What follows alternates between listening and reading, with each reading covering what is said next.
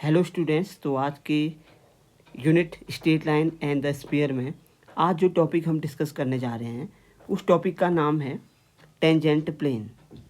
यानी कि ये कुछ इस तरीके से भी पूछा जा सकता है, equation of a tangent plane to the sphere. यानी कि आपके पास क्या है, यहाँ पर एक स्फीयर है, उस स्फीयर के किसी एक पॉइंट से, ठीक है ना, आपका टेंजेंट प्लेन क्या करेगा, पास करेगा। तो हमने उस टेंजेंट प्लेन की इक्वेशन को फाइंड आउट करना है। डेरिवेशन नहीं आता है, इससे रिलेटेड आपके पास आएंगे न्यूमेरिकल्स।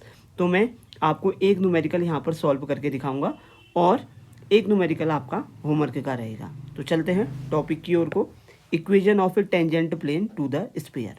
तो देखिए, सबसे पहले हमारे पास क्या है, एक स्फीयर है, आप लोग देख सकते हैं, ठीक है ना। यहाँ से इस स्फीयर के किसी एक पॉइंट से हम एक टेंजेंट प्लेन को क्या करेंगे, पास करेंगे। देख सकते हैं आप, यहाँ पर मैंने एक टेंजेंट प्लेन बनाया हुआ है, ठीक है ना। इस तरीके से मैंने क्या बना दिया, यहाँ पे एक टेंजेंट प्लेन बना दिया है। आप देख सकते हैं, आपके स्क्रीन के सामने दिख रहा होगा आप लोगों को। तो ये मैंने एक टेंजेंट प्लेन बना दिया।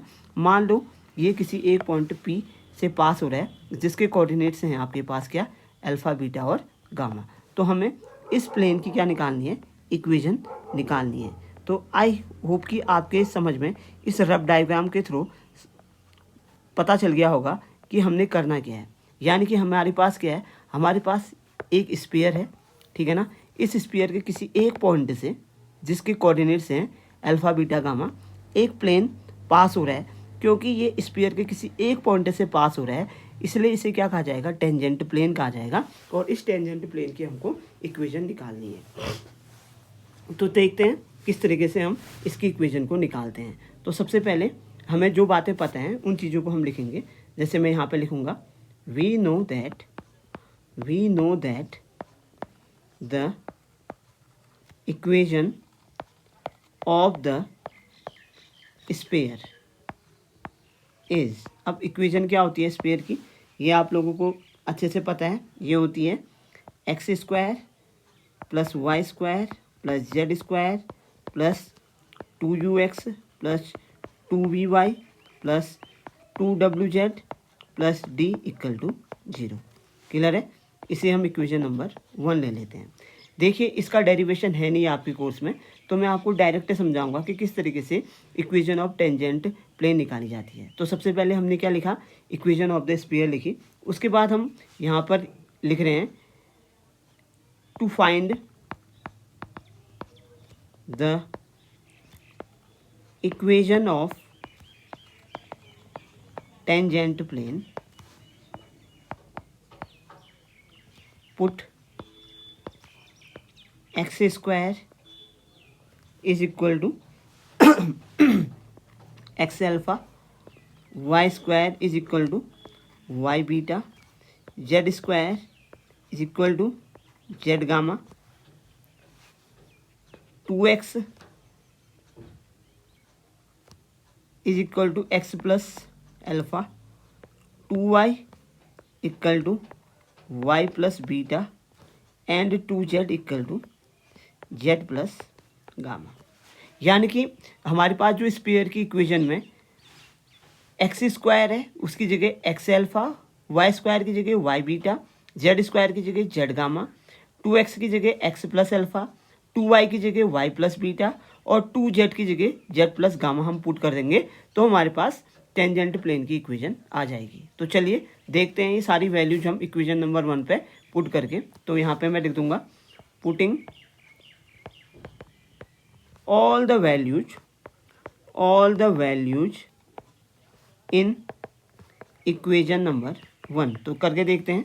तो क्या आ जाएगा, एक्स स्क्वायर की जगह x alpha plus y square की जगह y beta plus z square की जगह जेड गामा प्लस 2x की जगह एक्स प्लस अल्फा और इंटू यू ऑलरेडी क्या है, प्रेजेंट है, प्लस यहाँ पर 2y की जगह y plus beta into v plus, अब यहाँ पे 2z की जगह कितना, z प्लस गामा और ऑलरेडी यहाँ पर प्रेजेंट है हमारे पास w plus d equal to 0।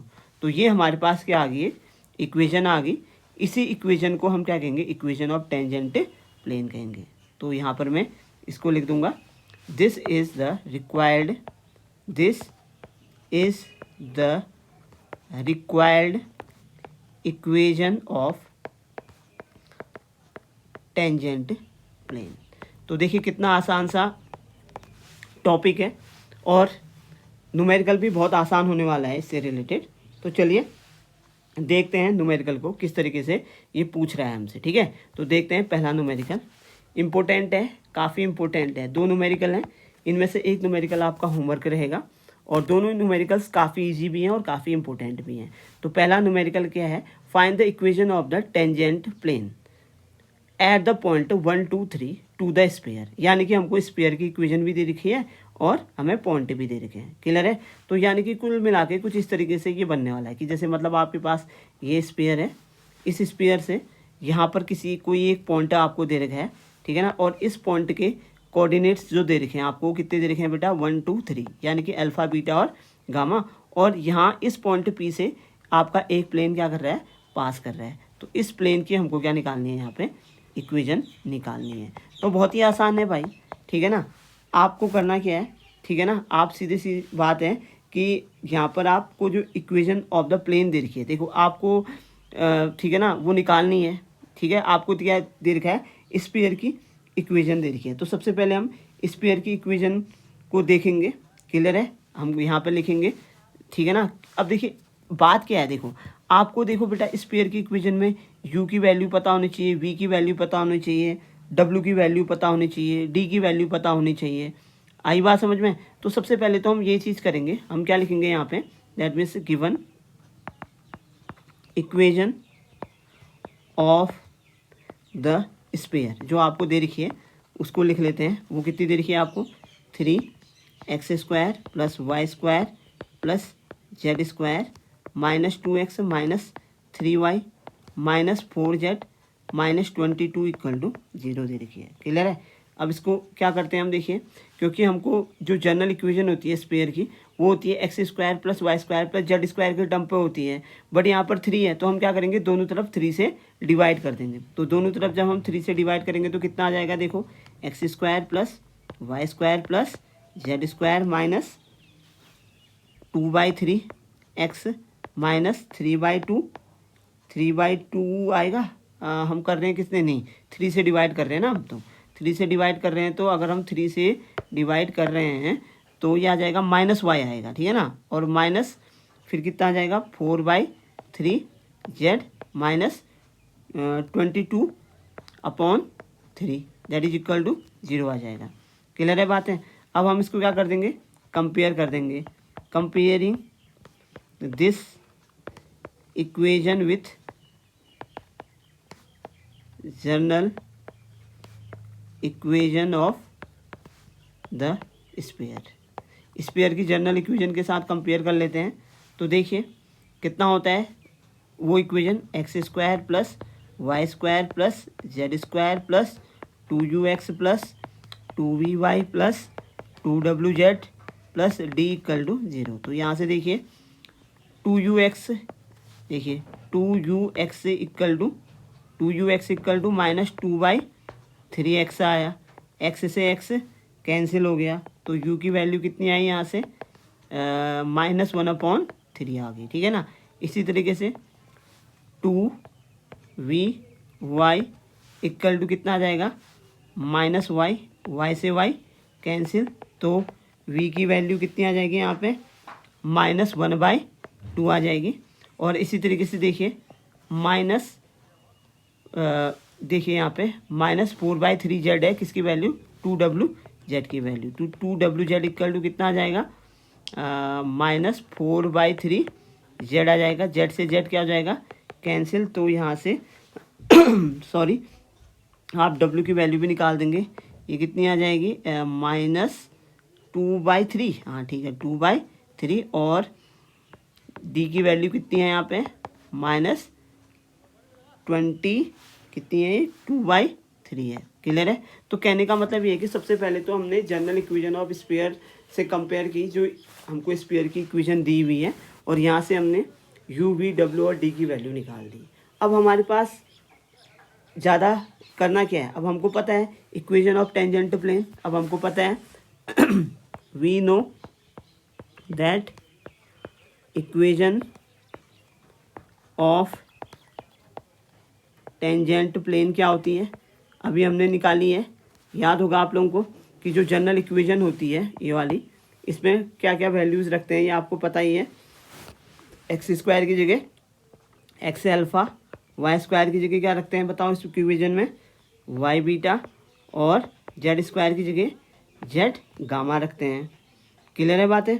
अच्छा, उसके बाद प्लस क्या आता है, u x plus alpha plus v, फिर कितना आता है वाई प्लस बीटा प्लस डब्लू, ये तो आता है ना, z plus gamma plus d equal to 0।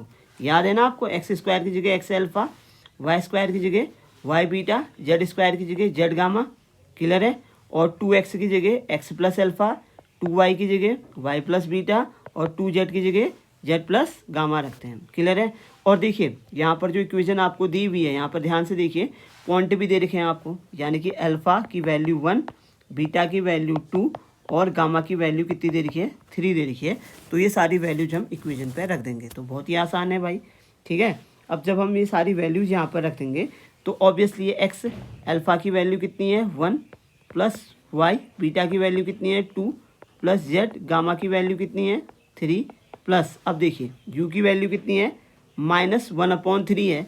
तो ऑब्वियसली है कि ये -1/3 है, तो प्लस की जगह क्या आ जाएगा माइनस, और ये कितना आ जाएगा 1/3, और x प्लस अल्फ़ा की जगह 1, और v की वैल्यू कितनी है यहाँ पे -1/2, तो -1/2, और y प्लस बीटा, बीटा की वैल्यू कितनी है 2, बीटा की वैल्यू कितनी है 2 है ना, और प्लस w, अब w की वैल्यू कितनी है -2/3 है, -2/3, और यहाँ पर है, और यहाँ पर कितना है z प्लस गामा की वैल्यू कितनी है 3 प्लस डी, और डी की वैल्यू कितनी है -22/3 इक्वल टू क्या आ गया 0। आप चाहो तो इसको सॉल्व कर सकते हैं, वैसे मैं हल्का सा सॉल्व कर लेता हूँ। यहाँ पर कितना आ जाएगा x plus 2y plus 3z -1/3, एक्स plus 1 -1/2, y plus 2 -2/3, z plus 3 -22/3 equal to 0। ठीक है ना। तो एक तरह से देखा जाए तो यही रिक्वायर्ड क्या आ गया बेटा, आपका आंसर आ गया। आप चाहें तो इसको थोड़ा एक्सपेंड करके अच्छे से कर सकते हैं, यानी कि एक्स के टर्म को एक साथ रख के, वाई के टर्म को एक साथ रख के, जेड के टर्म को एक साथ रख के, और कांस्टेंट टर्म को एक साथ रख के भी इसको सॉल्व कर सकते हैं। वैसे मैं कहूँगा कि इसको फर्दर आप थोड़ा सा सॉल्व कर लेना, और वही आपका क्या होगा रिक्वायर्ड आंसर होगा। ठीक है। अब अगला क्वेश्चन है, जैसे देखिए क्या कह रहा है कि find the equation of a tangent plane at 1 1 1 2 x square plus y square plus z square plus 4x - 7 equal to 0। ठीक है ना।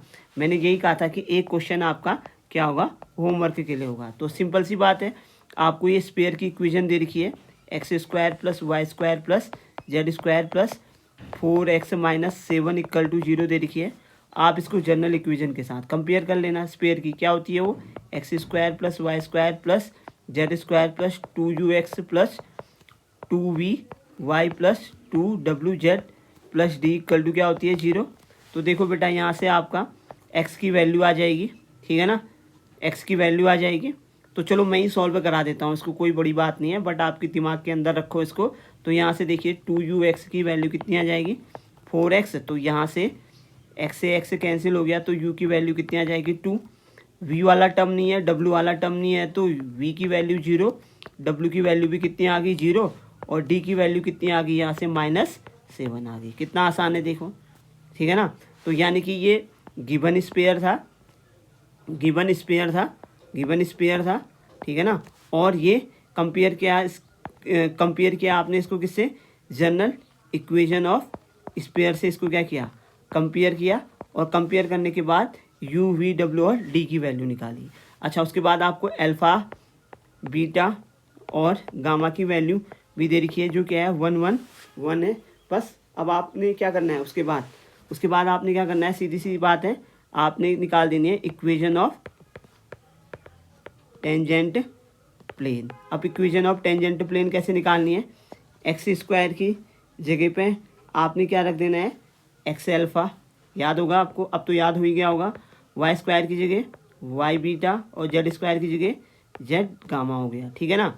और फिर उसके बाद क्या, अब उसके बाद आपका आ गया 2x, 2x की जगह क्या रखते हैं हम, x प्लस अल्फ़ा, तो क्या आ जाएगा u x प्लस अल्फ़ा, फिर क्या आएगा v y प्लस बीटा, और फिर क्या आएगा z, सॉरी w आएगा यहाँ पे, w आएगा, और फिर w के साथ क्या आएगा, देखिए w z plus gamma plus d equal to कितना 0। यही आपका रिक्वायर्ड आंसर हो जाएगा। तो आपके पास सारी वैल्यूज हैं। आई होप कि अब आप alpha beta gamma u v डब्ल्यू की और डी की वैल्यू रख के required equation of tangent plane निकाल सकते हैं, और वही आपका क्या होगा, रिक्वायर्ड आंसर होगा। तो आई होप कि छोटा सा पार्ट जो आपका है 3-4 लाइन्स का, वो आप खुद भी कर सकते हैं। तो आई होप कि जो आज हमने पढ़ा टेंजेंट प्लेन, ये आपके समझ में ज़रूर आया होगा। तो अगर आपको वीडियोस पसंद आ रही हैं तो प्लीज़ वीडियो को लाइक करें और चैनल को सब्सक्राइब करें और अपने दोस्तों के साथ ज़रूर शेयर करें। Thank you so much and have a nice day.